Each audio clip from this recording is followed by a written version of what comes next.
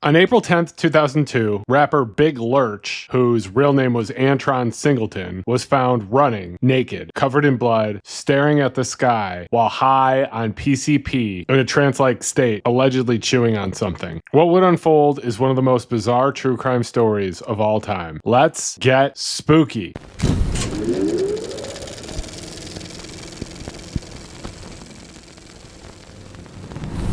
Hey, spooky people, it's your best friend Kenny here, and we are back with another video. Before we get to the video, let's make sure that you are subscribed to this channel, The Spooky Lawyer. Make sure that you like and share this video. Share this video with the person who works at your record store. You know, it's got to be really exhausting to have to go through all of the old Bread and Bee Gees vinyls and constantly having people asking for Chapel Rowan vinyls. So a good old spooky story might make their day go a little bit better. I would appreciate it. It would help me out. Thanks. Antron Singleton was born on September 15th, 1976, and his rap name was Big Lurch. He was an American rapper whose burgeoning career in the southern hip-hop and gangsta rap scenes was ended by his involvement in an extraordinary crime. He was a former member of the group Cosmic Slop Shop. Singleton was pursuing a solo career when, in April 2002, he was arrested for the murder of his 21-year-old roommate, Tanisha Ysais. Big Lurch was convicted and sentenced to life imprisonment without the possibility of parole. Lurch's case gained notoriety not only for the gruesome nature of the murder, which included acts of cannibalism, but also for the complex legal issues that it raised about drug use, mental state, and external influences. The details of the crime are shocking. Ysais' mutilated body, evidence of cannibalism, and Lurch's apprehension while naked, blood-covered, and seemingly detached from reality captured significant media attention, often described as one of the most grisly and insane stories involving a musician. Singleton was a horrorcore rapper. Horrorcore is a subgenre of rap known for its dark and violent and often transgressive lyrical themes referencing serial killers, horror movie villains, and horror movie-like violence. His life began to imitate his art, particularly after turning to the drug PCP following a severe injury. The subsequent wrongful death lawsuit filed by the victim's mother even alleged that record labels encouraged Singleton's extreme behavior and drug use to enhance his marketability as a rapper, creating a disturbing feedback loop where persona, substance abuse, and alleged industry pressure converged with horrifying consequences. Tanisha Ysais' death happened on April 10th, 2002 in Los Angeles, California. The crime occurred within the apartment that Singleton, who was then 25 years old, shared with the 21-year-old Tanisha Ysais and her boyfriend. Tanisha Ysais was found in the apartment that night by a friend. Horrifically, her body had been mutilated. Her chest had been torn open, her lugs had been removed from her chest cavity, and further examination revealed teeth marks on her face and on the lungs themselves, and a 3-inch blade was found broken off in her scapula. Witnesses observed Singleton outside. The friend who found Ysais testified to seeing Singleton naked and covered in blood, standing on the street and staring blankly at the sky. Other witnesses corroborated this description, depicting him walking or running down the street in a similar state, naked, blood-soaked, seemingly disoriented. Some reports specifically mention him chewing on or holding what appeared to be a piece of a human organ. The most shocking part of this crime is the evidence of cannibalism, and this is supported by evidence. The aforementioned teeth marks found on Ysais' face and lungs, and the results of a medical examination performed on Singleton after he was arrested. The examination revealed the presence of human flesh and blood in his stomach that was determined to not be his own. There was significant physical evidence. The state of the victim's body inside the apartment, Singleton's immediate presence nearby in a bloodied and disoriented state, and the biological evidence confirming his ingestion of the victim's tissue created a strong chain of evidence linking him directly to the commission of the act. The volume and graphic nature of this evidence presented a difficult challenge for any potential defense for his attorney. Given the immediacy of his discovery and the physical proof connecting him to the specific mutilations and cannibalism, arguing that someone else was responsible or that Singleton was merely present after the fact was an untenable defense. So Lurch's lawyers shifted from whether he committed the acts to his mental state at the time that they occurred, paving the way for an insanity defense. Following the discovery of Tanisha Ysais' body and the disturbing sightings of Big Lurch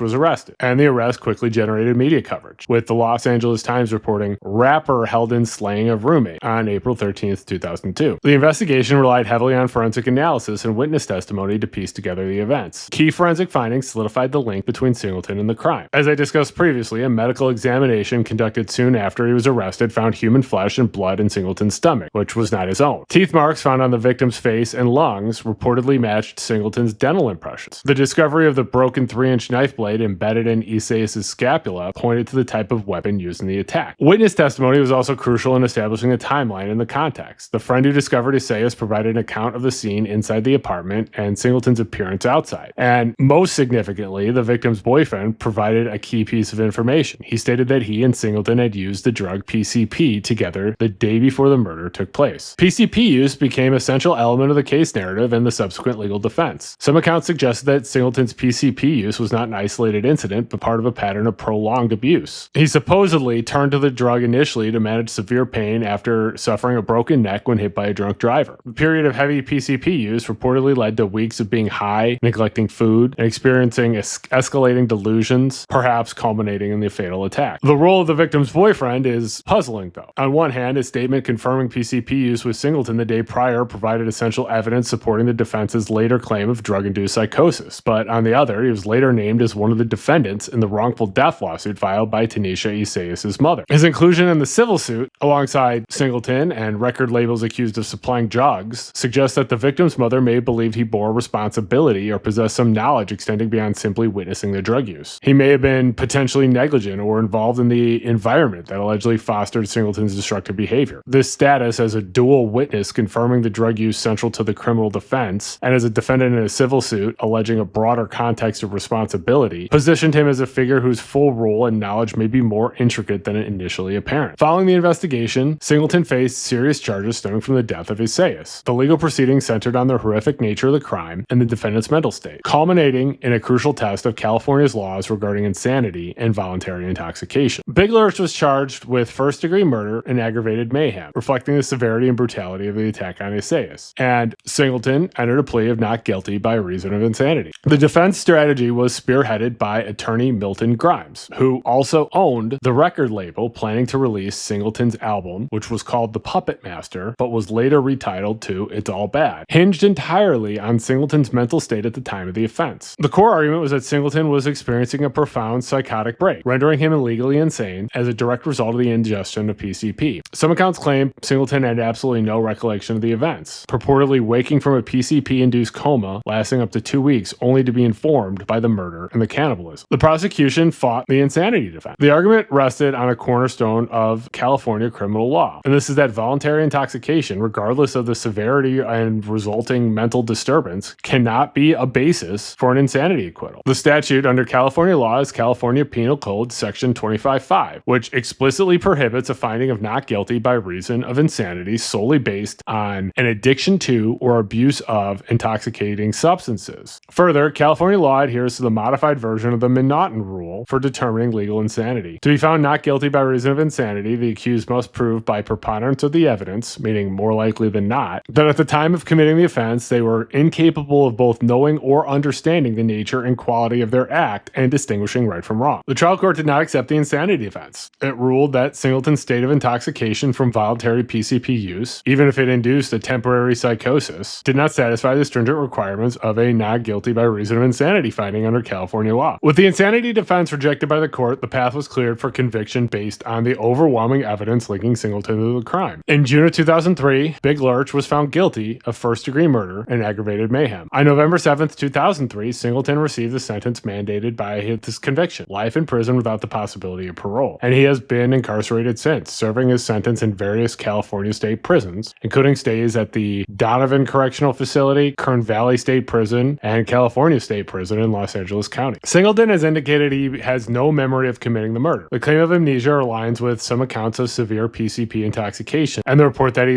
awoke from a prolonged drug-induced coma only to learn of the events. In interviews conducted after his conviction, Singleton has offered explanations that deviate from simple drug-induced psychosis. In a 2023 podcast interview, he discussed the circumstances leading to his life sentences, attributing the events to, in part, mental illness and possible contact with the occult. He characterized these influences as dark forces that were at play. An earlier interview related a similar theme of altered reality, where Singleton described a paranoid hallucination during which he believed the world was ending and he needed to kill the devil, whom he perceived to be inside Tanisha Ysais. While these explanations involve altered mental states, they introduce elements, occult influence, specific paranoid delusions beyond simple intoxication. There are some individuals who believe that that Singleton might be innocent or should be freed based on these issues. In 2003, Tanisha Ysais' mother filed a wrongful death lawsuit not only against Singleton, but also against his bodyguard, the victim's boyfriend, and significantly, multiple record labels associated with Singleton or the rap industry, including Stress Free Records and Death Row Records, although Death Row was later dismissed from the suit. The lawsuit alleged that the record labels had actively supplied Singleton with the drugs, with the PCP. The motive was to encourage him to act out in an extremely violent manner so as to make him more marketable as a gangster rap artist. Lawsuit explicitly stated part of what makes gangster rap marketable is the fact that the artist is a participant in violent activities. This legal action directly supports the belief that was supposedly held by Ysais' mother and potentially others that Singleton was effectively set up or manipulated into a state where such violence could occur. There have also been some suggestions that Big Lurch was not responsible for the death of Ysais at all, and that her boyfriend is the one who murdered her. And Lurch, while high on PCP, just so happened to committed acts of cannibalism on the body after the fact. There have also been some pretty convincing arguments that Lurch's record label used this crime as marketing for Lurch's record, which would eventually come out after this murder. And as you can see from the cover art here, there appears to be a pretty good argument to that fact. The case of Antron Big Lurch Singleton is a profoundly disturbing chapter in criminal history, a gruesome true crime story marked by extreme violence, cannibalism, and complex legal questions. And to this day, no one actually knows the events leading up to the horrific murder and mutilation of his roommate, Tanisha Eayas. And while there's overwhelming physical and forensic evidence suggesting that Lurch was involved, the exact details and events leading up to the crime are unknown. The criminal justice system found Antron Big Lurch Singleton guilty for the horrific actions based on the evidence and the constraints of California law. However, the case is complex, involving extreme violence likely fueled by PCP and unsettling suggestions of external manipulation rooted in the perceived demands of the music industry. The full truth may never actually be known and will likely never be known. But the fact is, Tanisha Ysais was somebody's daughter, was a person who was loved, and unfortunately is no longer with us today because of what happened. Make sure that you're following me on Blue Sky and TikTok. My username is AKBrews. Make sure that you are following me on Twitter. My username is AKBrews there as well. If there is a spooky or disturbing story you would like me to cover, send me an email. My email address is thespookylawyer@gmail.com. If you'd like to make a donation to the channel, there is a super thanks button in the YouTube toolbar. You can click it and make a donation. I would appreciate that. Any money that this channel makes will go directly back into the channel to make better videos. I'm going to put up the names of the individuals who have already donated to this channel here. Thank you very much. Very much appreciated. You also support the channel by continuing to watch, like, and share my videos. I have kept a pretty steady upload schedule of uploading on Sundays, Tuesdays, and Thursdays, and I intend to keep that schedule for the time being. I also generally do a premiere of my videos at 7 p.m. on Sundays, Tuesdays, and Thursdays. If you would like to tune in and hang out, you can chat with me while the video premieres, watch the video, chat with me.